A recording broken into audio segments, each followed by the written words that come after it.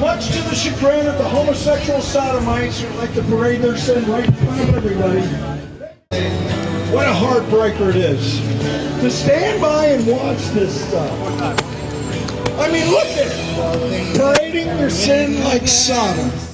My name is Benham. I'm the director of Operation Save America. What are your impressions of the two girls I was just talking to? Well,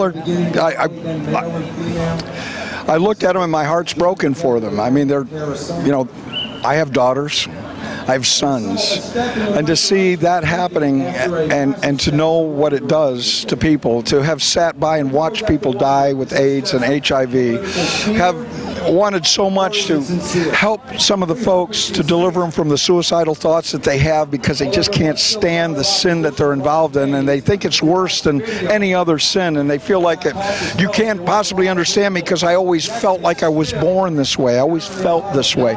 And all it is we're dealing with sin, and sin destroys people, and that's why God hates sin, so that's why he sent his son Jesus to set us free. And I have so many friends now that have been set free from the bondage of homosexual sodomy, because you see, God says that he will thwart the craving of the wicked. And no matter how much sex you have, it always has to get kinkier and kinkier until you're drinking blood and eating flesh. And then involving people in snuff films and killing them, and even then you can't get satisfied because it has to get more. You know, lust has one word, and it's more. And this is nothing about love. It's just lusting after somebody else's body, trying to use somebody to get my own orgasm, rather than laying your life down.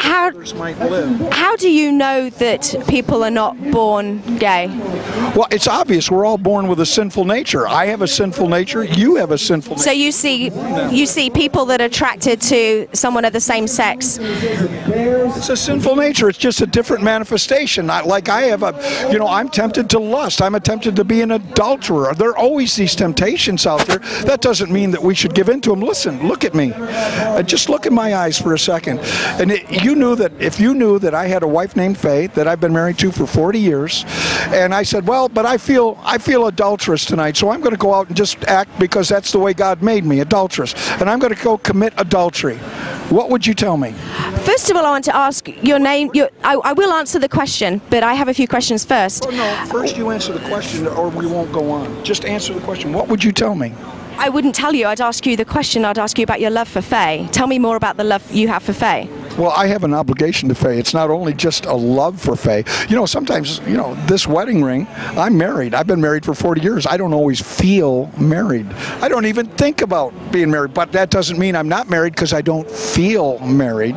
And that doesn't mean that if I'm not just totally in love with Faye, if I was like I was when I first met her, then I'd never be at work or anything else. I'd just be always with her. But you see, we grow up and we mature in love, and love matures to the point where I will lay my life down for Faye, and Faye will lay her life down. When did you meet Faye? In 1971. And how did you feel when you first saw her? Yeah, just madly infatuated in love with her. I was what is called Twitter-pated, but you wouldn't know what that word means. How long did you date before you got married? You said you've been married a long time. I'm asking you a question. I want to ask you a question because you haven't answered it yet. If I were to say I feel like just having an adulterous affair with someone, and therefore just I'm going to leave my kids and leave Faye behind, what would you tell me to do? I do not judge, and so I would come back to the question of the love that you have for Faye is obviously a bond, because I see your whole demeanor light up. You change when you talk about Faye, and I would ask you if you could relate to how that felt. Could you imagine somebody feeling like that for somebody of the same sex? It doesn't matter about feeling. Do you understand? It's not about feeling. It's a matter that I am married. I made a covenant before her. So it's not just that every time I see another pretty skirt and I feel like going after her. That's what you do. See, that's what the homosexual community does. And that's why homosexual sodomy is such a bondage. It's because you're going to have sex with anything that's warm. Okay, well, I thank you for talking. I think dialogue's important. Yeah, I'm sure you do.